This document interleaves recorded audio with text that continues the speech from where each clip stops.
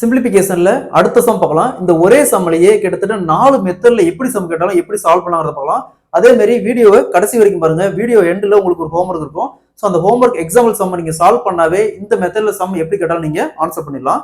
x = 7 - 4√3 எனில் x + 1/x = என்ன கேக்குறாங்க. அதே மாதிரி x - 1/x = என்னன்னு கேக்குறாங்க. சிம்பிளிபிகேஷன்ல இந்த மாடல்ல சம் கேட்டாங்களா, அதாவது x = இந்த மாதிரி ஒரு வேல்யூ கொடுத்துட்டு x + 1/x அதே மாதிரி x - 1/x = என்ன கேட்டாங்களா.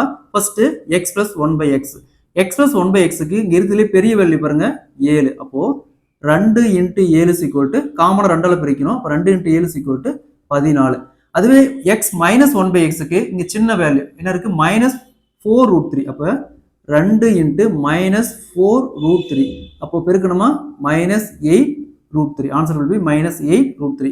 அதே மாதிரி இந்த சம் பாருங்க.